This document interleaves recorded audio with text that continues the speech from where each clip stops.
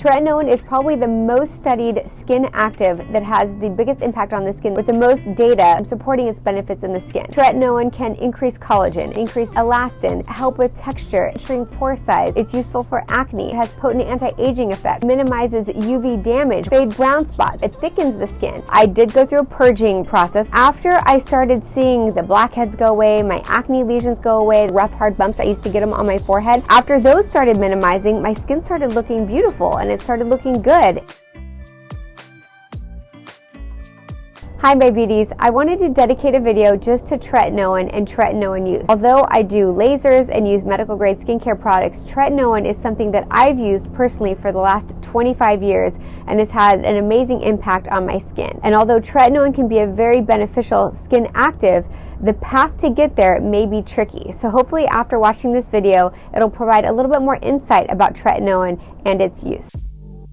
So I've been using tretinoin now for about 25 years. I started when I was 21 years old and I'm now 46. And it's been one of the consistent best things that I've done to get that glass skin, to get that dewy skin, to get that glazed donut skin. Many people get turned off by using tretinoin because it's hard to work your way up there. It gets frustrating and it gets disheartening. When I first started using tretinoin, I did fall into a pitfall of, oh, this is going well. I can totally tolerate this. This is fine. I'm just going to use a little bit more. And instead of using a pea-sized amount, I would use like a dime-sized amount, and then I would pay the price. 2 days later, I wouldn't be able to like open my mouth without my corners of my mouth fissuring and cracking and being super red, dry, peely, itchy, irritated. And if I was wearing like a black sweater or turtleneck, you'd see like flakes of my skin on my sweater. It was so embarrassing. I'd have to always like lubricate my face. I'd always have to moisturize and keep a moisturizer in my white coat pocket or dermaplane all the desquamating skin cells off my skin. So if you do it too much or too fast or too hard too fast, you'll have those side effects. So just make sure that you go at a very slow, consistent pace, because the results are amazing, but the journey in which you get there may differ depending on the frequency and the scheduling and how you approach your titration up of the tretinoin on your skin. So what is tretinoin? Tretinoin is in the retinoid family, and it gets converted from retinol to retinaldehyde to retinoic acid, which is prescription name under tretinoin. So retinoic acid, it binds multiple receptors in the skin and it induces signal transduction cascades and pathways in the skin that are going to have skin benefits, whether that's increasing collagen, which will help with texture, smoothing out fine lines and wrinkles, whether it's shrinking pore size or eliminating blackheads or fading dark spots or decreasing hyperpigmentation, reversing sun damage, all the things. So all these things, it does multiple things in the skin. It's not just like it does one thing. And so, you know, that's why it's one of the most powerful anti-aging skin actives that is available. Now, some people will have a misconception and say tretinoin thins the skin. That's absolutely false. We actually get tested on our dermatology boards on this subject. We learn it in our derm residency. That's absolutely false. Again, it can thin the stratum corneum, which is that dead skin cell layer on the top of the skin that gives people that kind of lackluster, almost gray hue to the skin. But once you desquamate that stratum corneum, that dead skin cell layer of skin cells off the skin, you have bright, beautiful, vibrant skin.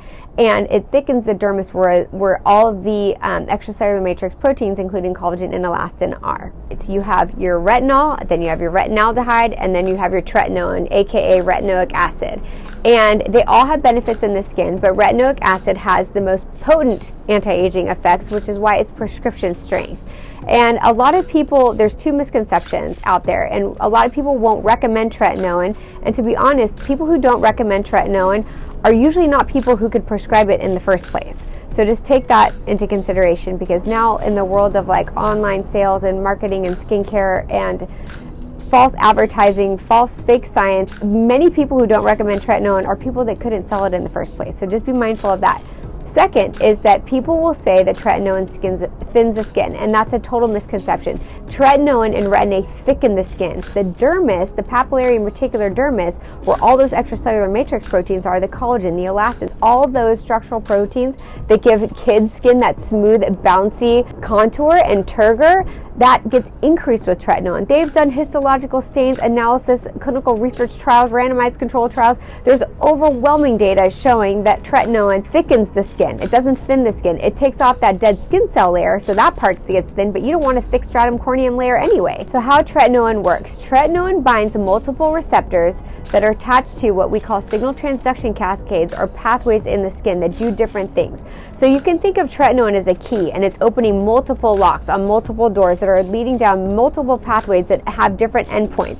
Collagen stimulation, elastin synthesis, fading of dark spots, decreasing the P. acnes bacteria, decreasing sebaceous gland activity, thickening the skin, thickening the papillary and reticular dermis, which helps smooth the fine lines and wrinkles, reducing and decreasing UV damage, and decreasing the incidence of precancerous lesions. I mean, there's so many numerous benefits of tretinoin that there's overwhelming data supporting its use. And when you're specifically using tretinoin for something, because tretinoin kind of does a lot of different things, you can also add different actives to augment that response. For example, if you're using tretinoin to fade brown spots, you can also throw in some anti-tyrosinase inhibitors as well. If you're using tretinoin for anti-aging, you can also throw in some antioxidants or peptides or anti-aging AHAs to help with anti-aging effects. If you're using a tretinoin for acne, you can throw in some, beta hydroxy acids or other anti-acne actives to help mitigate acne. For all intents and purposes, tretinoin does a little bit of everything, and when you add different specific actives to target what ailment you're trying to treat, or maybe you're trying to do it all, fade brown spots, decrease acne, anti-aging, then tretinoin is going to pretty much cover all those bases. And if you want to fine-tune it and add different active ingredients that are more specific to what skin problems you're trying to correct, or maybe you're trying to be proactive with anti-aging effects, then it comes to mind what other active ingredients you want to use to augment your response to tretinoin. So the pros of tretinoin we've already listed. It's really healthy for your skin. It thickens the dermis, and it just has really potent multiple anti-aging effects on the skin. Now, the cons of tretinoin is that it can cause red, dry, peely, irritation, sensitivity, and maybe tretinoin may not be for you, and that's okay. And it's important to not compare your journey and experience with tretinoin to a friend or a sister. Somebody may be able to tolerate tretinoin a lot better than another person who has skin of a different skin type. There's so many different confounding factors that can change your experience with tretinoin that I feel that a lot of my patients will get really hung up on trying to match the use of a friend or a loved one or a sister or someone that they see on TikTok, and they just can't tolerate it that way. But just remember, you're on your own journey with tretinoin use, and you may get there at a different pace and by a different frequency than someone else. I started using tretinoin when I was 21 years old. I'm now 46 years old, and I started using it because I suffered from acne. And when I used it, it was really, really hard to get on a good regimen because my skin was constantly red and dry and scaly and irritated, and I would use too much too fast, and I would get little fissures on the corners of my mouth, and my mouth would bleed when I would smile, and then I would hate it, and I'd throw it in the trash can, and I'd get mad at my dermatologist for prescribing it for me. But then I would also see the changes in my skin. I would see that my pores were getting smaller. I would see that my blackheads on my nose were going away. I saw that the blackheads on my medial cheeks were getting better. And then I'm like, well, gosh, I need to just get better about using this and get on a better regimen. So I took the time to study it and really understand it. In the first 2 weeks of using it, I remember my acne purged, and I hated it, and I thought it was the worst thing ever. And mind you, I was only 21 years old. I was a super stressed out microbiology major and pre-medical student trying to get into medical school. So I was always stressed out, cortisol levels high, not sleeping, and my face would break out. And I remember once I stuck through it and I got through those purging cycles, that then I saw the benefit of tretinoin on my skin. Fast forward a couple years when I am in medical school, and I always knew I wanted to be a dermatologist. That's the reason why I became a doctor and went to medical school, is because I was obsessed with the skin. And I remember I would rotate with the dermatology residents. I would sneak out of my lecture course for my didactic basic science lectures during my first 2 years of medical school, and I would go with the dermatology residents, and all they would talk about is tretinoin and the skin benefits, the anti-aging benefits, the anti-acne benefits, the anti-melasma benefits, all of the benefits that tretinoin has on the skin. And I'm like, well, wow, I bet you my acne may be a little bit better. I don't want to get off my tretinoin to see if that's the case, if I'll flare if I stop it, but I'm going to stay on this retin-A or tretinoin because I want these skin benefits that all these derm residents are talking about. Plus, I want to be a dermatologist and I want to have the best skin of my life. Even at 25, I wanted to keep my skin that way. So I stayed on using actually retin-A micro. I used a 0.1% and I would use it every night using that sandwich method. And I really didn't use much else. I was aware of some of the other active ingredients, but in my 20s, I just pretty much stuck with retin-A and I used a moisturizer and I would use sunscreen because it's always important to remember when you're on a tretinoin or a retin-A, you're more sensitive to the sun. So I was a surfer, I was on the beach a lot, and I was in the sun when I wasn't studying or in the library or in the hospital seeing patients, but I was always really photoprotecting and really diligent about reapplying my sunscreen because of the sensitivity that you get when you're on retin-A. Fast forward now, I'm 46 and I still use tretinoin, but now I actually only use a 0.025%. And the reason is because I formulated my skincare line, MD Air, with all the knowledge that I've gained studying the skin for 20 years. I know exactly the active ingredients and the vehicle delivery systems that I want and need for my patients and for myself and my skincare products. And now because I'm using other actives, now I'm only using tretinoin once a week. And the way I use it is still the same way. So now I just use it one night a week. And the night that I use my tretinoin, again, I only use a 0.025% and I use it with my NMF hydrator. And when I use my tretinoin one night of the week, actually Wednesday's my tretinoin night, I don't use any other actives. And I just go to bed with it on my skin and I use a pea-sized amount. On the other nights, I use, my retinol and my vitamin C, my hydrator with my peptides and, my ECM eye serum and all the things. But on the night that I use my tretinoin, I only use my NMF hydrator. And I only do it once a week. But I feel that I have the best skin of my life now because of these actives that I'm using. But also, I'm the product of someone who's been using retin-A or tretinoin for 25 years. And I think that that's one of the best things that I've done for my skin. Yes, I've done lasers. Yes, I've done medical grade skincare. But I feel that the most impactful thing, in addition to sunscreen, that I've done over the last 25 years is using retin-A since starting at an early age of 21. And the long-term benefits of tretinoin have been well investigated, and the longer you use the tretinoin, the more of the benefit you'll see. And I'll see patients in my office who are in their 60s and 70s, back when they didn't really have very much as far as skincare and actives and the knowledge that we have now, and they have this beautiful skin. And whenever I ask them, what's your secret? It's usually tretinoin and sunscreen. And if it was in the 90s, they had some type of laser or resurfacing laser. But I always learned from my more mature beauties and patients, like, what was your secret? What did you do? Because it's obviously working. Your skin looks amazing. And to get that glass skin, to get that glazed donut skin, tretinoin is usually a component. I can honestly, when I walk through the door to meet a patient for the first time, I could tell you if they're on a tretinoin or not. I think most dermatologists can. It's just a look that the skin has when you're using a tretinoin. We call it retinized skin. People will just have that look to them, and I can say, you're using a tretinoin, aren't you? And the patient's like, yes, doctor, how did you know? You can just tell. So my best advice for starting a tretinoin is to start low and go slow. And so starting at a 0.025% tretinoin is always my recommended dose. And using the sandwich method where you're mixing it with a hydrator or a moisturizer of choice. It doesn't have to be an expensive moisturizer, maybe just CeraVe or Cetaphil non-comedogenic lotion or cream that you can get on Amazon or in a drugstore, and applying that to your skin and seeing how your skin responds. It's going to be a 2-day delay before you notice the results of the tretinoin. So I would do that for once a week. And you can maybe plus or minus use other actives that you have been using. Say you use a vitamin C in the morning, or say you're using AHAs or peptides or another type of active ingredient. I feel that it's really important to just be mindful of not adding in new active ingredients while you're starting your tretinoin journey. And then after you've tolerated it once a week for 2 weeks, even safer would be 4 weeks, then you increase it to twice a week. So then you do that same method twice a week, and maybe on the nights that you use your tretinoin, you don't use anything else. You'll wash your face, you'll pat it dry, and on bone dry skin, because wet skin increases absorption and the potency of the tretinoin, you apply it to your face and then you go to bed. And do that for 2 to 4 weeks before increasing the frequency to 3 times a week. Now, there may become a time where you can't tolerate it more than 3 times a week. Sometimes people hit their max at 3 times a week, and that's okay. Then you just stay there. Or sometimes when people get to 3 times a week and they're tolerating the 0.025%, then they'll say, either at that point you can go to 4 times a week for another 2 weeks, then 5 times a week for another 2 weeks, or 6 times a week for another 2 weeks. I always think it's good to have one night a week at least off.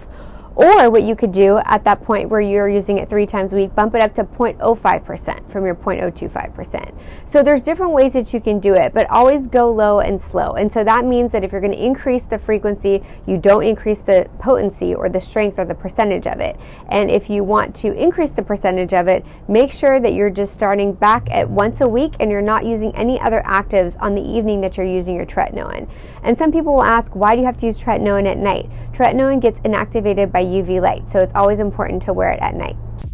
If you're using a tretinoin 5 times a week, I think you're in pretty good standing. Now, there's some colleagues of mine who will say you have to use tretinoin 5 to 6 days a week to have the benefits, and I haven't seen that data. And so, fear-mongering is something that I'm not a big proponent of either. I say you use as much as you can, as much as your skin tolerates, and it doesn't mean that if you're not using a higher percent or a higher frequency, it's not working. It's still going to work. It's still going to pack a punch, even if you're using a 0.025% tretinoin a few times a week as opposed to a 0.1%. You titrate up as tolerated, and when your skin gets to a point where it can't tolerate anymore, or you're getting a little bit sensitive or red, dry, peely, then you cut it down. And also remember, if you've been on a regimen that's been working for you and something changes, like you go snowboarding in the mountains, or you go into a climate where it's really dry, or you add in some other active ingredients like a vitamin C or some AHAs or BHAs, or you do a chemical peel, or you have a laser procedure, then titrate it down. Dermatologists usually say it takes about 2 weeks for your skin to adapt to a new skin regimen or a new active, but I really feel like a month is a little bit safer, a more conservative approach, especially when your skin's just getting used to the effects of the active. And always remember, there's a 2-day delay with tretinoin. If you use your tretinoin, the mistake that people always make is the next night they'll say, oh, I tolerated that fine, my skin's not even reactive, I'm going to apply it again and I'm going to apply more. And then the next day, they'll start to get some irritation from their initial application. And then the following day, they'll get both days irritation in one day. So just remember, when you start a tretinoin for the first time, I always recommend doing it via the sandwich method. Mix it with a moisturizer or hydrator. A lot of extensive studies have been shown that it doesn't decrease the potency or the efficacy of the tretinoin, but it really cuts down on the sensitivity and the irritation that you can get from the tretinoin. It's important to note that even if you've been on a consistent regimen of tretinoin, that may change with your change of environment or your diet. So say, for example, you've been using a 0.05% tretinoin using the sandwich method or along with a hydrator, and you tolerate that pretty well every night, and then you go snowboarding in the mountains and that regimen that you usually do is no longer working. Your skin is red, dry, peely, and cracked and bleeding and feeling like it's going to fall off.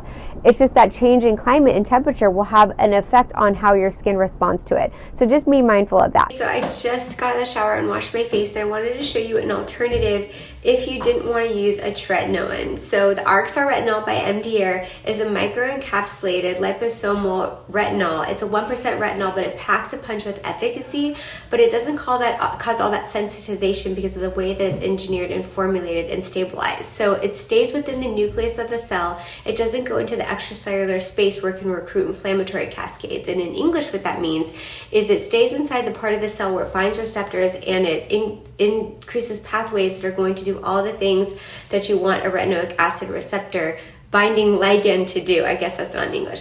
So what it does is it increases all these pathways to increase collagen, increase elastin, thicken the reticular and papillary dermis, increase cellular renewal, rejuvenate the skin cells, get rid of old damaged skin cells and extracellular matrix proteins, and replace it with new regenerative skin cells and extracellular matrix proteins without causing all that sensitization. And the reason why is because it doesn't go outside the cell.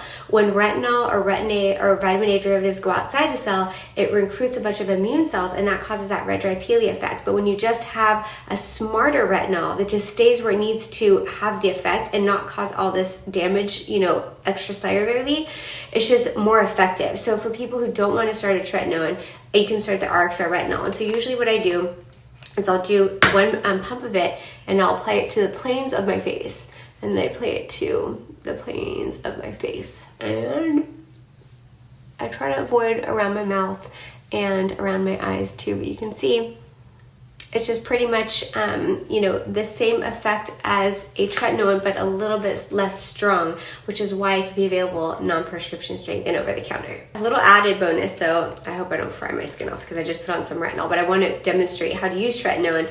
Sometimes the tretinoin 0.05% I actually will put on the backs of my hands. I love just putting this every night on the backs of my hands. I don't use this on my face anymore, but I'm sure that there's many of you out there who do, but because I use all my MDR products with actives that are really effective and intense, I don't really have to use a tretinoin every night, but I do use it every once a night, one night a week, and I use the 0.025%, and I'll show you what I do.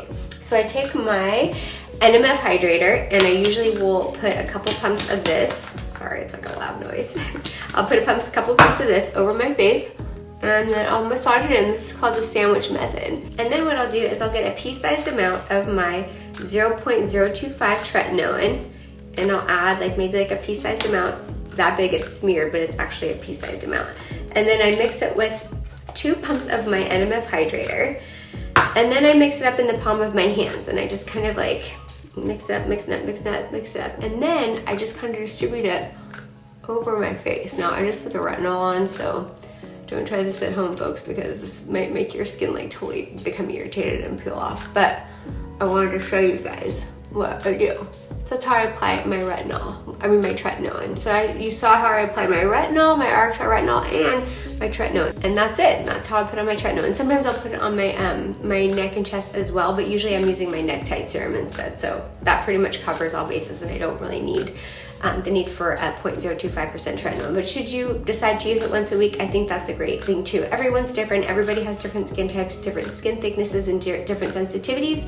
So just keep that in mind and just find what tretinoin path is good for you, or if tretinoin is not an option, a retinol, and a smart retinol, not not very well engineered, not smart retinol, but a smart retinol. Thank you guys for hanging out with me. Hopefully this answers some of your tretinoin questions. Don't be afraid of tretinoin. Tretinoin can be one of your best friends for long-term skin overall health, but the journey to get there, it's not a race. Just know that this tretinoin journey of yours is going to be personalized, and it's going to be different than other people that you talk to, and the goal isn't to be on the strongest percentage using it every night. That's not usually for everyone. All right, as always, thank you guys. Love you.